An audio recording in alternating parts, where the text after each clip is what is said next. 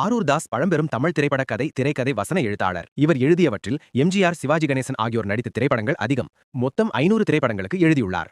தாய் சொல்லை தட்டாதே படத்தை தயாரிக்க முடிவு செய்ததும் கதையை எம்ஜிஆரிடம் கூறுவதற்காக என்னை அவரிடம் தேவர் அழைத்துச் சென்றார். என்னை பார்த்ததும் எடுத்த எடுப்பிலேயே, நீங்கள் சிவாஜி படங்களுக்கு வசனம் எழுதுகிறீர்கள் அல்லவா என்று எம்ஜிஆர் கேட்டார். பாசம் மலர், படித்தால் மட்டும் போதுமா ஆகிய படங்களுக்கு வசனம் எழுதியிருப்பதாக தெரிவித்தேன். நீங்கள் சிவாஜி பிலிம்ஸுக்கு நிரந்தர எழுத்தாளரா என்று எம்ஜிஆர் கேட்டார். இப்போதைக்கு அப்படித்தான் என்றேன். சிவாஜியை உங்களுக்கு எப்படி தெரியும் என்று கேட்டார் எம்ஜிஆர். ஜெமினி அறிமுகம் செய்து வைத்தார் என்றேன். தாய் சொல்லை தட்டாதே படத்துக்கு வசனம் எழுதி முடித்து விட்டீர்களா என்று கேட்டார். எழுதி முடித்துவிட்டேன் என்றேன். படப்பிடிப்புக்கு முன் முடித்து விடுவது நல்ல வழக்கம்தான் என்றார் எம்ஜிஆர். புலிக்கு எதிரில் நிற்கும் ஆடு போன்ற நிலையில் நான் இருந்தேன். எம்ஜிஆர் என்னை சிவாஜியின் ஆள் என்று முடிவு கட்டிவிட்டார் என்று எனக்கு தெரிந்தது. படத்திலிருந்து விலகிக் கொள்ளலாமா என்று நினைத்தேன்.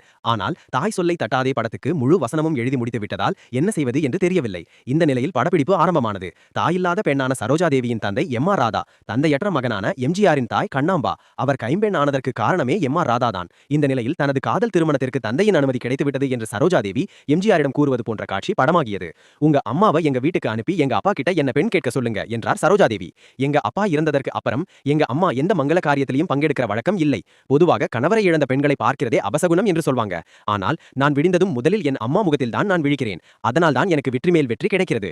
எனக்கு எப்பவும் தாய் தான் தெய்வம். அந்த தாய் சொல்லை தட்டமாட்டேன் என்பார் எம்ஜிஆர். இந்த வசனத்தை நான் படித்து காட்டியதும் எம்ஜிஆர் என்னை தன்னோடு சேர்த்து அணைத்துக் கொண்டு என் தோளில் தட்டி கொடுத்தார். பின்னர், தாயை பற்றி நீங்கள் எழுதியிருக்கும் வசனம் வார்த்தைக்கு வார்த்தை எனக்கு பொருந்துகிறது. இது எனக்காகவே எழுதப்பட்டது போல் இருக்கிறது என்றார் எம்ஜிஆர். எம்ஜிஆரை பற்றி தவறான புள்ளிகள் வைத்து என் மனம் முற்றத்தில் நான் போட்டிருந்த தவறான கோலம் முற்றிலுமாக அழிந்து போய்விட்டது என்று கூறுகிறார் ஆரூர் தாஸ்.